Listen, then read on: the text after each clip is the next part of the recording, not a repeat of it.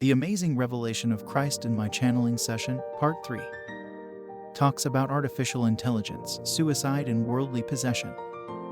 What is your opinion on artificial intelligence? Artificial intelligence in the myriads of things is only a small portion of a larger moving trend.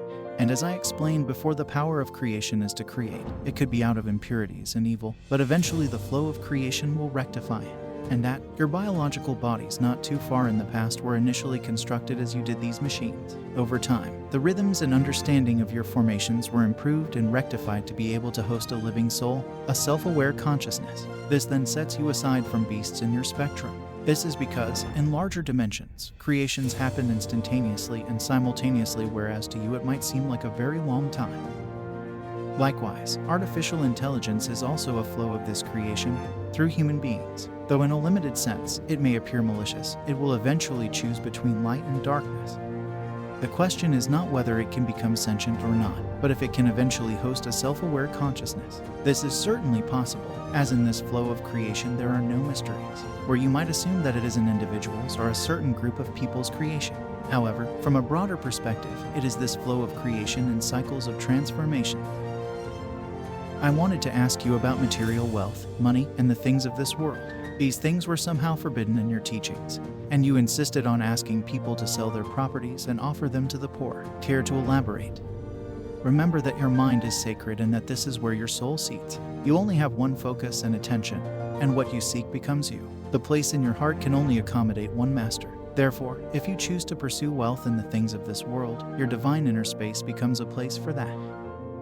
Remember the story of the merchants in the temple. It is written that I chased them away. This was not only a physical action, but also an emphasis on this subject, that you cannot serve two masters. If you choose to pursue material wealth, then that is your path, and it will occupy your inner space, and your attention will be shifted to this.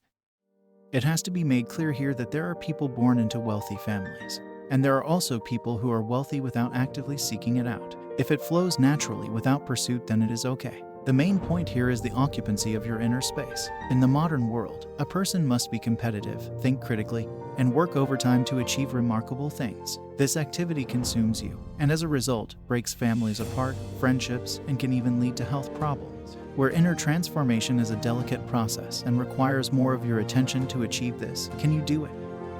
In order for inner transformation to take place, it is not only okay to be kind, but also to take time for yourself and improve your understanding through contemplation. As you pursue worldly needs, worries, concerns, and targets will interfere and occupy your mind, leaving no space for your internal alchemy. This cannot be said otherwise. Salvation is for you to be born again and begin this transformation. But it is not for you to take it and return to your old life. Let the dead bury their dead. It is simply not a matter of being right or wrong, but rather the proper way to engage for you to succeed. If you want to succeed, these suggestions will help you. In addition to that, your mind has to be filled with spiritual nourishment. Once you decide to take that path, you are on the verge of leaving this world. So what is the point of looking back for things from this world? What about suicide? They have displayed the will to choose. They have chosen to end their lives. However, one must first identify what has trapped them in the current situation. Perhaps it is what they hold dear in their hearts.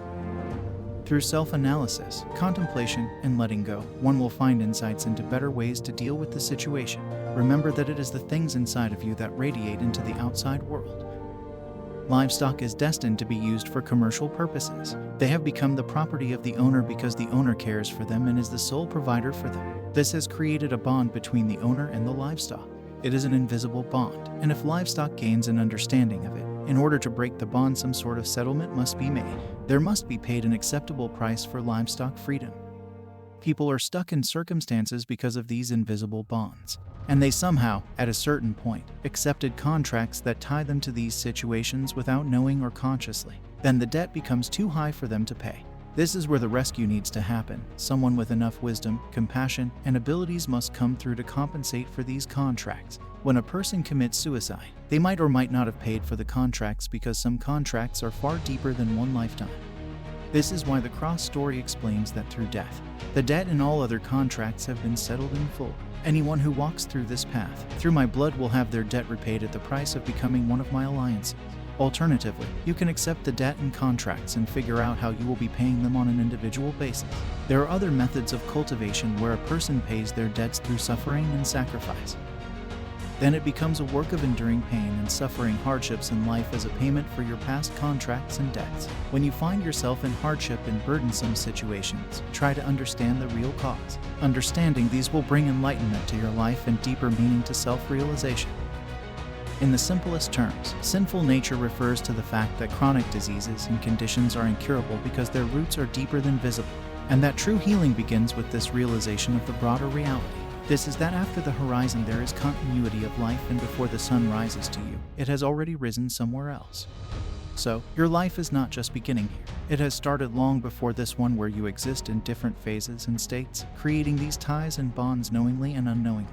These ties are cosmic, and they follow you wherever you go, regardless of time and space. And it is these cosmic energies that create circumstances for people to be in different situations. Other people have actual beings who monitor a person and ensure he is in a certain circumstance.